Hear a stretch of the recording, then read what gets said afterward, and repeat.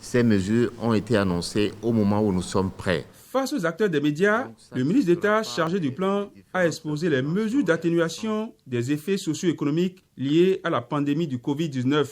Évaluées à un peu plus de 74 milliards de francs CFA, ces mesures s'articulent en 3 grands points. D'abord, un soutien d'un montant de 63 milliards à peu près au profit des entreprises, surtout les PME. La deuxième batterie de mesures est purement sociale et porte sur un montant d'à peu près 5 milliards destinés aux artisans et aux petits métiers. Enfin, il y a une troisième catégorie de mesures sociales qui porte une subvention de portée générale, donc qui s'applique à tout le monde, tous ceux qui donc paient des factures d'électricité. Le gouvernement envisage également une subvention particulière pour les extrêmes pauvres et les pauvres un peu plus tard, lorsque nous aurons fini une identification complète. Bien avant ces mesures, il y avait un plan de riposte sanitaire salué un peu partout. Une fois encore, donc, notre génie a parlé et c'est dans cet esprit de clairvoyance, d'efficacité et de réalisme qu'aujourd'hui, les mesures sociales que nous allons discuter ont été annoncées après le Conseil des ministres hier. Les attentes étaient très fortes au niveau des personnes touchées par les effets de la crise. Dans une énumération détaillée, la ministre des Affaires sociales et de la microfinance a précisé le profil des principaux bénéficiaires pour ce qui est du volet social. Environ 55 000 personnes sont déjà ciblées à l'issue du recensement effectué sur la plateforme digitale ouverte à cet effet. Alors depuis le 25 avril dernier, nous avons eu au niveau des affaires sociales à procéder à une opération de recensement. Donc il s'agissait des conducteurs de taxibus, ce que nous appelons communément les topa-topa, les conducteurs de taxis transfrontaliers, intervilles, etc., les tenanciers et employés de bars, restaurants, maquis et autres, certains corps de métier des artisans tels que les coiffeurs, coiffeuses, couturières et autres. Toutes ces personnes ont pu se faire enregistrer pendant une période de 2 semaines. Il y a eu une prolongation à la suite de l'instruction du chef de l'État et l'inscription a pu se faire en ligne sur le site allogosocialgroup.bj. Il y avait des formulaires papier pour ceux qui ne pouvaient pas s'enregistrer directement sur Internet. Donc, c'est pour dire que toute l'étendue du territoire a été considérée et nous avons à peu près 69,7% d'informels, ça fait à peu près 2/3 de l'échantillon et 1/3 de formels.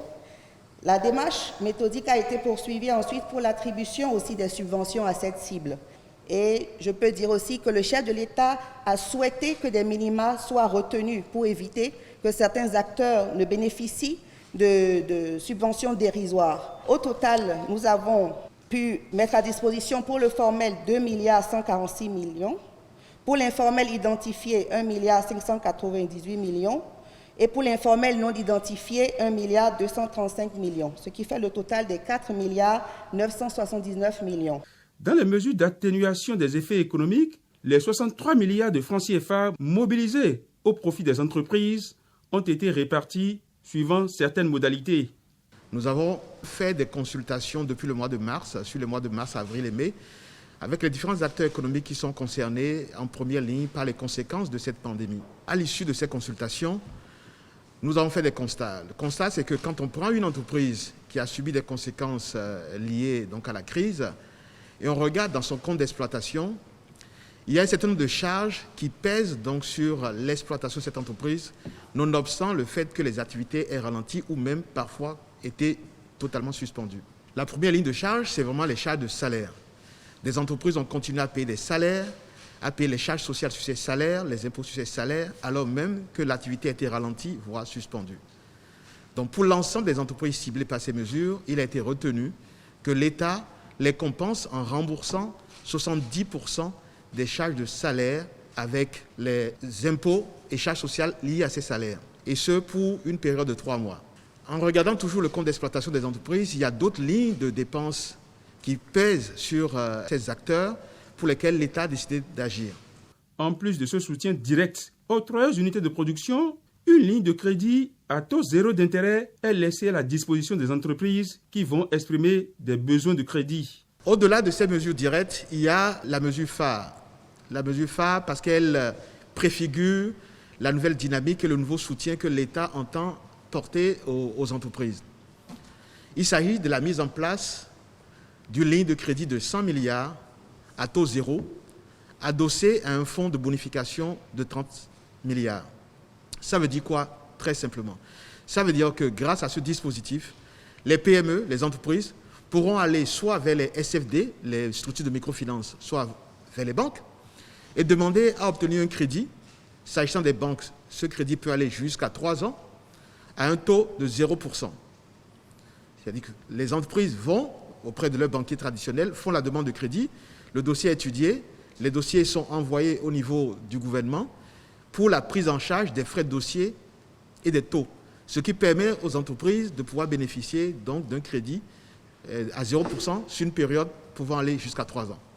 De la même manière, pour soutenir les toutes petites micro-entreprises et les structures sollicitant généralement les microfinances, les entités de microfinance, le même dispositif s'applique. Donc, les demandeurs de crédit vont vers leur structure de microfinance, demandent le crédit et le même processus est mis en place via le Fonds national microfinance pour que l'État prenne en charge les frais de dossier et bonifie donc les taux d'intérêt. À quand la mise en œuvre concrète de ces mesures et pourquoi n'avoir pas agi un peu plus tôt? Dans le feu roulant des échanges, les acteurs de la presse n'ont pas tari de questions. Ils ont voulu aussi en savoir un peu plus sur les chances de succès d'une telle opération. Aujourd'hui, nous estimons que les chances de succès de cette opération sont fortes. On n'a pas identifié les secteurs au hasard. On n'a pas identifié les montants au hasard. Il y a beaucoup de travail qui a été investi dans l'approche. Pour ceux qui voient derrière cette opération des visées électoralistes, la riposte vient du ministre en charge de l'économie et des finances. Si on avait des visées électoralistes, on aurait fait comme tout le monde, on aurait annoncé quelque chose en avril. Je vous rappelle qu'en mai, on était aux élections municipales. Justement, si on avait cette intention, on aurait, comme d'autres pays, lancé une vaste opération de transfert monétaire, dit, bon, on donne à chacun 30 000 francs, 50 000 francs, et là, je vous assure qu'il y aurait peut-être eu de l'effet. Mais ce n'est pas le style du gouvernement de Patrice Talon. Les actions, les réformes, les investissements sont déconnectés de tout agenda politique. Le ministre d'État chargé du plan abonde dans le même sens. Ces mesures hautement sociales sont motivées par le seul souci d'alléger le plus possible les peines des populations durement affectées par les effets de la crise. Selon les émissaires du gouvernement, ces mesures contenues dans le plan de soutien économique sont de nature à soulager les plus fragiles et à relancer l'économie.